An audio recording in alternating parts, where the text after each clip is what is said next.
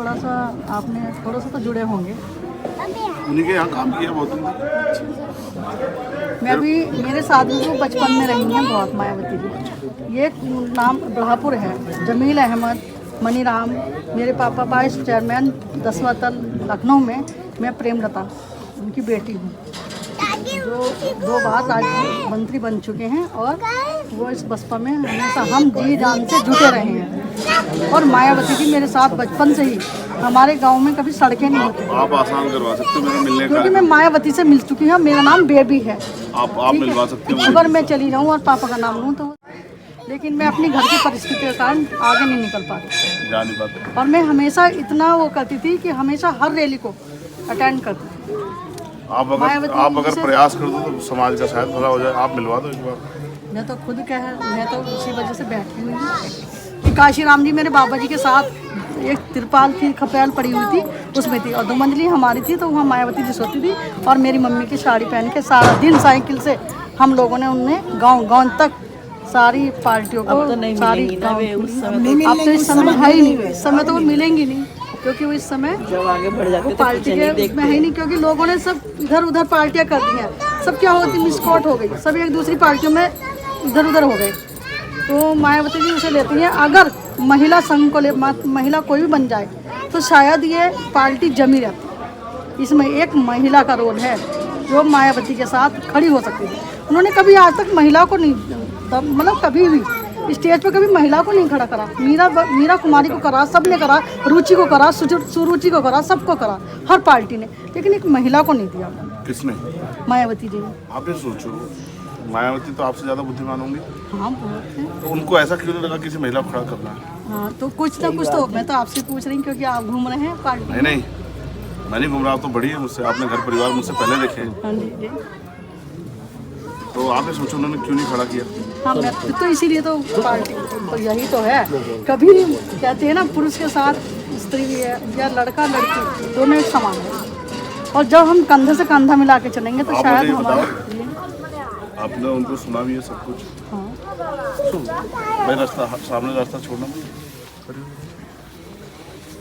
पीछे हो जाओ भाई, तुम लोग भी हटो बच्चों।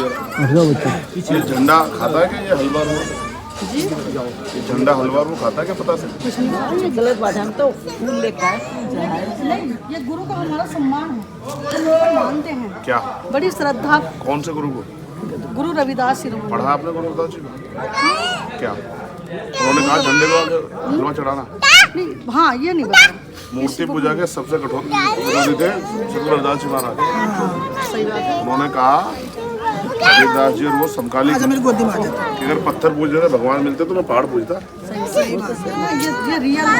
ठीक है, आस्था का मतलब ये नहीं कि आप जाके गारे में खड़े हो जाओ इतने उसमें। हम नहीं पता है कि 1 घंटा हवन किया जाता है, 1 घंटा मूर्तियों की पूजा करी जाती है, 1 घंटा पत्थर की पूजा करती है, मगर कभी इंसान अगर जीता है तो जिएगा, चाहे पत्थर की पूजा करे या ना करे। और जब जिएगा ही नहीं तो आप कहीं भी यमदूत से कहीं से भी लड़ जाइए, उसको एक न एक दिन जाना है, चाहे वो। आप यही समझो ना कि आज हम पढ़ लिख के मूर्खता करें तो फिर ऐसे लोगों को क्या कहा जाए? लेकिन मैं हूँ तो समाज के साथ चलना पड़ता है। नहीं कोई नहीं। इसका मतलब आप ये कह रहे हैं मैं अगर समाज गलत चल, एक मिनट सुन लीजिए। नहीं एक मिनट रुक जाइए।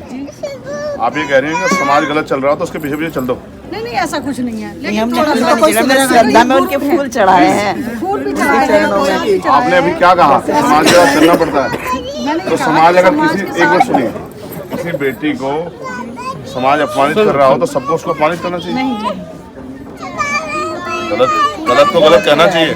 पूजा के अकॉर्डिंग कहा है कि पूजा में जब मंदिर में जाती है तो 100 साल पहले कौन घुसने देता था आपको मंदिर में? क्या बात कर रही हैं? ये तो मुझे भी पता है। तो तभी तो हमने तो सिर्फ गुरु जी का ही वो बनवाया है यहाँ। आप समझ रहे हैं? मंदिर में कौन मंदिर में? तो जहाँ आप आए हैं तो क्यों बना है? ये हमारे लिए बना है। यही कह रहा हूँ ना, महिला अगर इस देर में पढ़ती नहीं ना तो कुर्सी पे नहीं बैठती जहाँ बैठी है। हाँ, सावित्रीबाई फुले जी ने यही काम किया है, ज्योतिबा। मगर आप उनके काम को आप भी तो आगे बढ़ाओ। सावित्रीबाई फुले रही नहीं ना अब? हाँ नहीं रहे। ऐसे तो टीचर हैं अभी भी। कभी आपने इनको समझाया कि बिटिया कहाँ से अधिकार मिले? आप मैं बता। समझाती हूँ अपने स्कूल में, सब करते हैं, लेकिन सबको तो दुनिया, अगर काश मैं इस राजनीति में निकल जाती तो शायद सभी को समझाती। हाँ, तो मैं यही समझाने के लिए निकला हूँ ये अपनी तरक्की के रास्ते खोलने पड़ेंगे, वो शिक्षा से ही खुलेंगे। शिक्षा से ही खुलते हैं। वो पैर छू के मत्था टेक के नहीं खुलते हैं। नहीं, हमारे यहाँ तो मेरे ससुराल वालों से माथा पैर छूने की 364 दिन आप में से कोई नहीं आएगा, मेरी शर्त लगा लेना। आप में से कोई नहीं आएगा 364 दिन। आप जयंती वाले दिन आओगे, एक दिन आएंगे, आज शाम को, इसके बाद कोई नहीं देखेगा क्या हो रहा है। मैं फिर किस दिन फुर्सत में आऊंगा आप लोग बैठेंगे। बहुत बहुत धन्यवाद। अच्छा, बहुत बहुत धन्यवाद। मैं तो आपका बेटा हूँ, देखो आप महसूस करो, मैं जो समाज में गलत चल रहा है उसको नहीं देख पा रहा। तो मेरे पे दो रास्ते हैं, जैसा एक आपने कहा समाज के साथ चलो, एक ये है कि मेहनत करके रास्ता बनाना। तो मैं मेहनत करके रास्ता बना रहा हूँ कि जब जिन नेताओं को हमने ताकत दी उन्होंने हमारा साथ छोड़ दिया, तो अब भी हमें ताकत की जरूरत है ही, क्योंकि हमारा समाज तो पैर पर नहीं खड़ा हुआ, तो हमें ताकत बनानी। वो चीज़ ताकत मैंने बना के देखी 12 साल तक। अब मुझे याद है, ठीक है। हाँ, सतगुरु जी मेहर करें आप सब लोग। ठीक है, जय भीम।